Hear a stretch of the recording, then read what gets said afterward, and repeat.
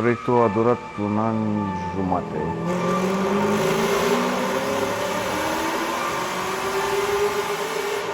Muncă în fiecare zi, inclusiv weekenduri când puteam.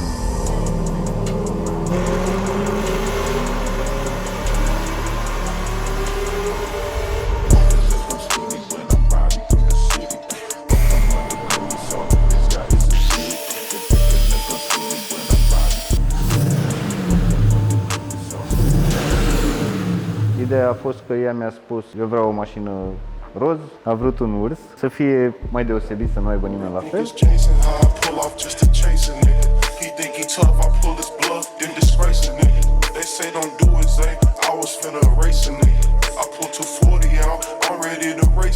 Cam asta a ieșit.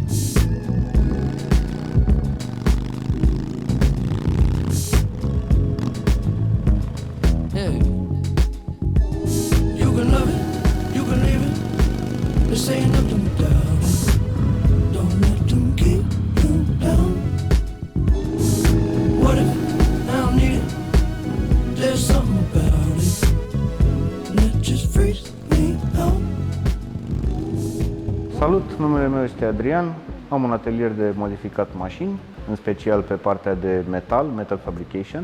Am modificat de la motociclete la mașini, în principal piese de mecanică, de la, nu știu, brațe custom, la suport de motor, la swap-uri de motor. Yeah. And I can show you how it seems, what it is, what it truly might be, nothing that you know of. You don't need to hold up.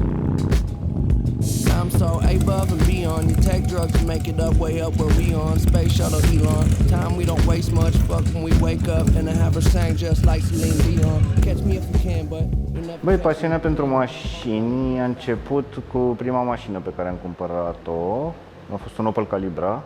Mi-a plăcut pentru că avea o ținută de drum destul de sportivă, ca să zic. Stătea foarte bine pe curbe, fugea foarte bine pentru vremea respectivă. După toată nebunia asta cu Calibra, adică după vreo 2 ani, am pățit un accident cu ea. M-am răsturnat și de acolo am început să descoper din ce este construită mașina și cum funcționează lucrurile și m-a atras din ce în ce mai tare.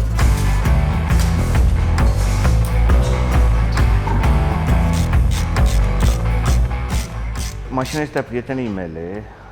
Ea și-a dorit un BMW ursuleț, un E30 de mult timp, știam lucrul ăsta, își dorea un cabrio. Am tot încercat să o conving că nu e ceea ce își dorește. Ea își dorea un cabrio pentru că îi plăcea cum arată, dar nu știa și problemele din spate care pot apărea. Și am tot încercat să o conving, hai să luăm un cupe, hai să luăm un cupe. Nu era foarte încântată, dar la un moment dat a apărut mașina asta printr-un prieten, fără motor, fără interior, dar restaurată. Am cumpărat-o și de acolo a pornit nebunia.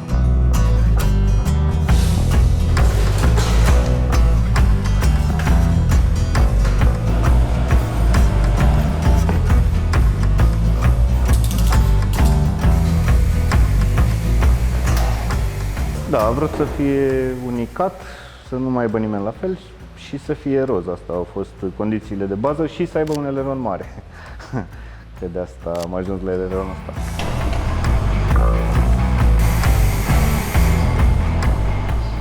Am găsit o randare care e asemănătoare cu varianta finală a mașinii și am zis, da, uite, pe asta pot să fac. I-a plăcut și ei și de acolo a reieșit body kit-ul din momentul de față.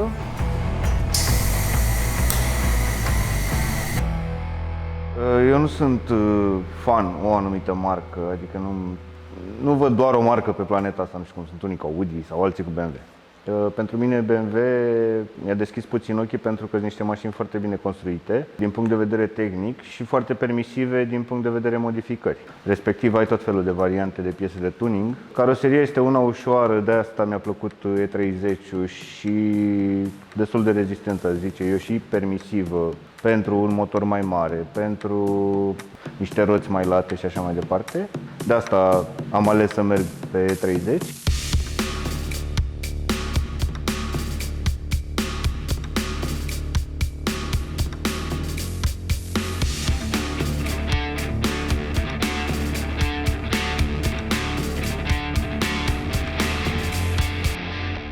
M-am uitat eu un pic cam care e treaba cu carbonul, cu fibra, cu rășina și așa mai departe și zic, bă, cred că pot să le fac eu. Am încercat prima dată pe bucățica atâta de metal, mi-a ieșit, mi-a plăcut ce mi-a ieșit, i-am arătat și era foarte încântată și am mers mai departe și am îmbrăcat, că e skinning de fapt, nu e carbon, am îmbrăcat cam toate piesele de aluminiu pe care le-am făcut ca prelungiri și ca adăugiri ale body kit-ului.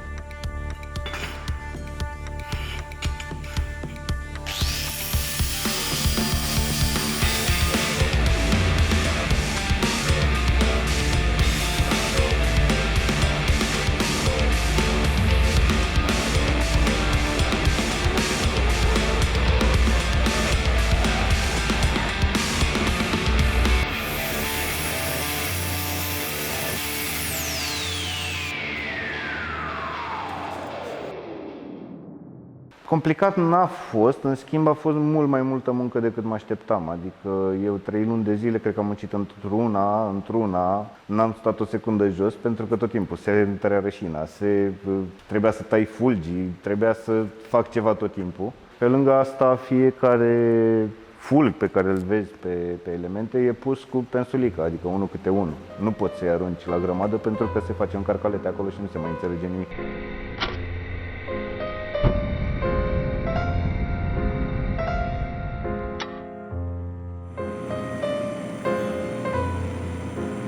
Cele mai grele elemente au fost prizele de aer din bară, pe care multă lume nici măcar nu le vede, adică nu se văd.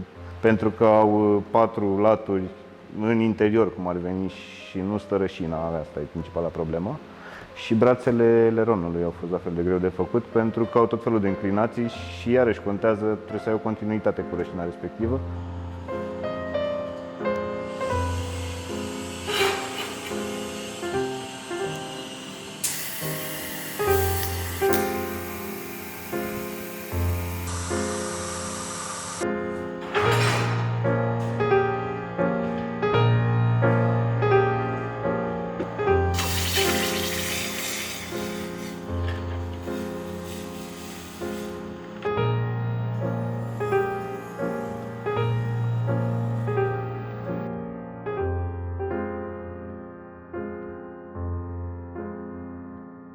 Inițial am vrut să pun un JZ pentru că mai lucrasem pe mașina unui client, prieten, cu unul JZ. Am mers cu ea acasă, am ieșit cu ea în probe de câteva ori și mi-a plăcut foarte tare cum se comportă și cum merge motorul. Cuplu, feeling-ul, cât de rotund merge și așa și zic, băi, e genial motorul ăsta, de ăsta punem. Ne-am uitat noi la prețuri, am văzut că nu e foarte departe de 2 JZ, zic, băi, punem 2 JZ, că n-are sens, adică de ce să punem unul, când mai punem un pic, punem 2. Și tot căutând am ajuns la niște băieți din UK care vând motoare aduse de prin Japonia. La un moment dat mi-a apărut LS și zic, bă, să punem ceva mai exotic, hai să punem un LS.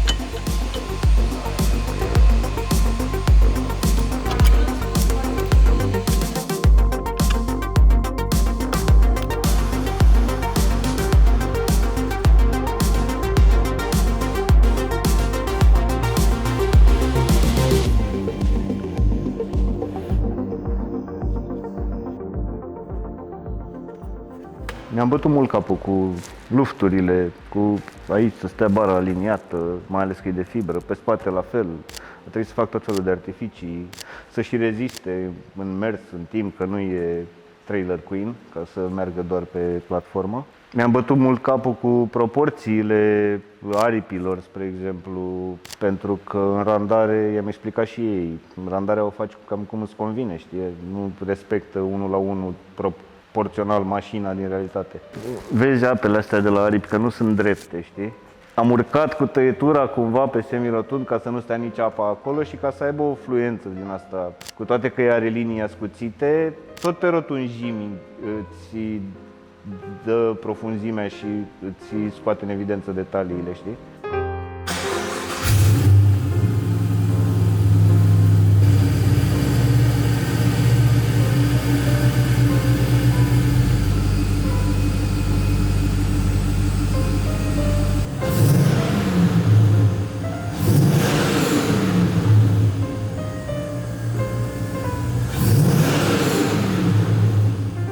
Da, la cutie am pus un trecut de la schimbător cu tijă, că așa avea mașina pe care fusese.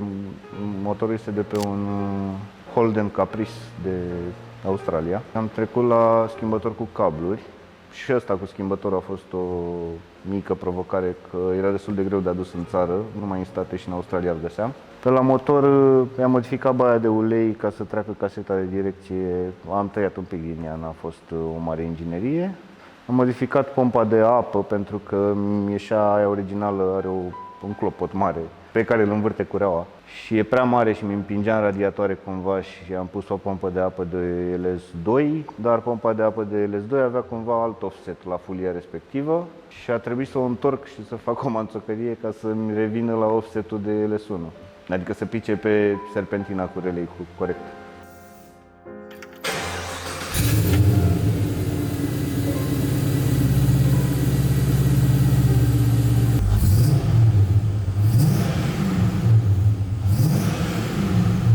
Proiectul a durat un an jumate.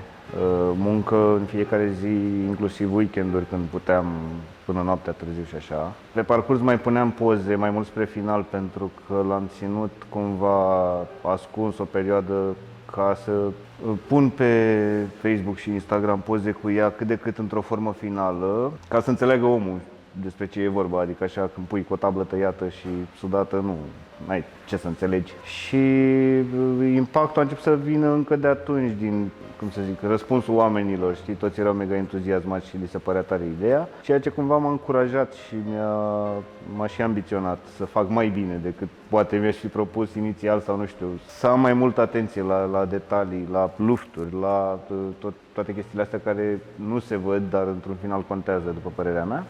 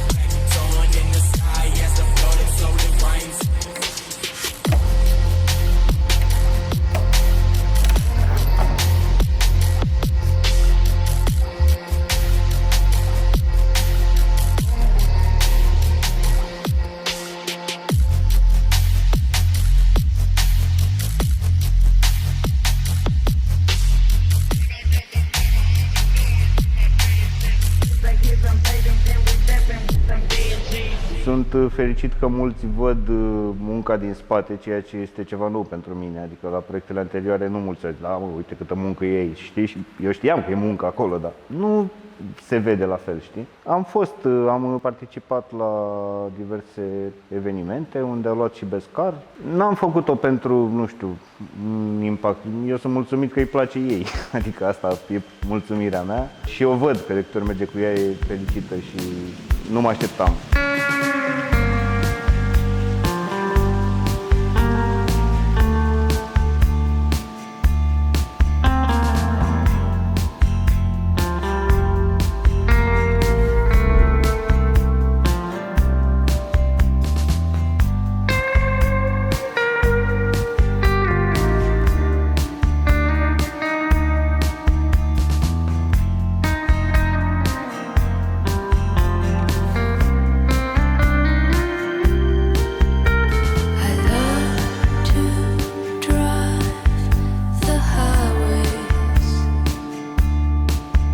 The skyways just to get lost.